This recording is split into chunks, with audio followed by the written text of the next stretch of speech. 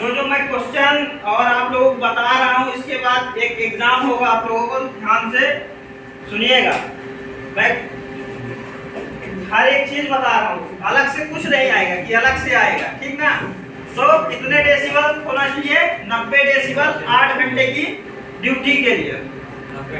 90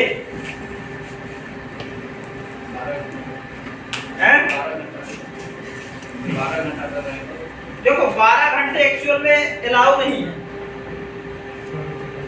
12 घंटे आपको इसीलिए ऑपरेशन की ड्यूटी ही 8 घंटे है, ठीक है ना। और फिर उससे ज्यादा 120 है तो चलिए नेक्स्ट करिए। ठीक, जहां सीमित स्थान में जहरीली गैस मौजूद हो तो वहां कैसे काम करें? मान लीजिए वहां पे कोई जहरीली गैस है तो हमें वहां पे कैसे कार्य करेंगे? ठीक, सीमित स्थान में प्रवेश करने से बचे। ठीक, आपको यह जांचना होगा कि क्या काम दूसरे तरीके से किया जा सकता है ताकि सीमित स्थानों में प्रवेश या काम से बचा जा सके, ठीक ना। मतलब उसकी कोई दूसरी भी निकाल लिया जाए, ठीक ना, तभी या उस काम को बाद में किया जाएगा, उसका धुआं निकल जाएगा, डस्ट निकल जाएगा, ऑक्सीजन लेवल सही हो जाएगा, कोई इलेक्ट्रिकल का वहाँ खतरा है तो हम काम वहाँ पे नहीं करेंगे, दूसरा रास्ता निकालेंगे। ठीक, कार की सुरक्षित प्रणालियाँ। यदि आप किसी सीमित स्थान में प्रवेश से बच नहीं सकते हैं तो सुनिश्चित करें कि आपके पास सीमित स्थान के अंदर काम करने के लिए एक सुरक्षित प्रणाली है। ठीक, यदि हमें करना ही है तो फिर हम क्या करेंगे? तो पहला क्या है? पर्यवेक्षक की नियुक्ति, मतलब एक सुपरवाइजर वहाँ होना चाहिए, सुपरवाइजर इंजीनियर जो है। ठीक, दूसरा क्या है? कार्य के लिए उपयुक्त व्यक्ति, मतलब जैसे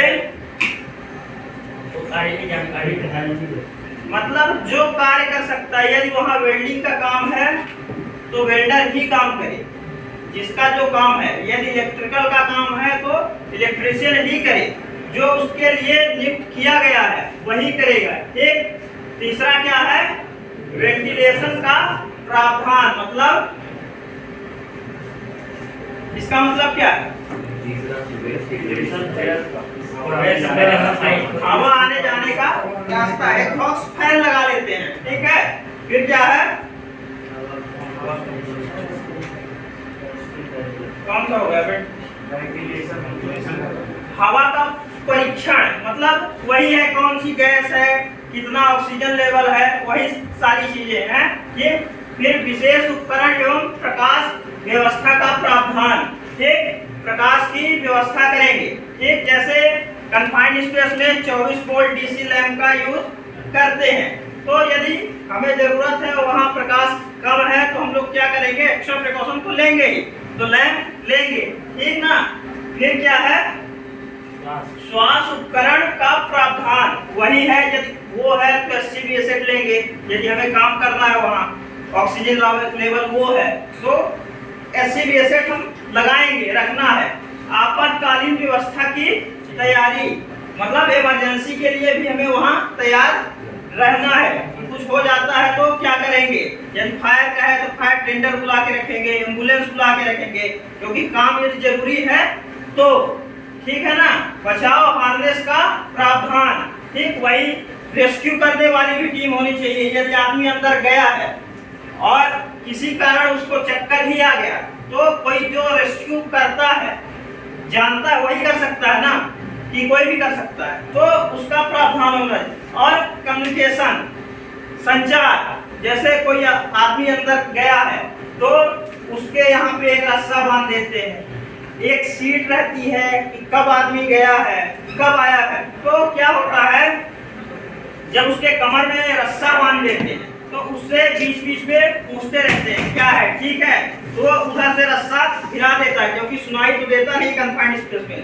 जैसे बॉयलर में इसका फोल्डिंग बनती है, आप लोग देखे होंगे। तो यदि यहाँ है, वहाँ आदमी है तो यहाँ से वहाँ बोलता है तो सुनाई नहीं देता है, तो उसके लिए क्या करेंगे? एक रस्सी बांध देते हैं, उसके बीच बीच में कम्युनिकेशन करते रहते हैं, ठीक है कि नहीं। यदि वो रिस्पॉन्स नहीं दे रहा है तो तुरंत रेस्क्यू टीम जो है वो अंदर जाएगी और चेक करेगी। इसीलिए जो भी अंदर कन्फाइंड स्पेस में जाते हैं तो उनको अपना नाम, डेस्टिनेशन, कब गए कब आए, ये हमेशा एंट्री करना चाहिए, ठीक ना। यदि नहीं करते तो पता नहीं चलेगा, कि नहीं चलेगा, पता नहीं चलेगा। मान लीजिए कोई गया और चक्कर ही आ गया उसको, तो यदि उसमें एंट्री रहेगा तो पता चलेगा और उसको जल्दी से जल्दी बचाया जाएगा, ठीक है। वही सारी चीजें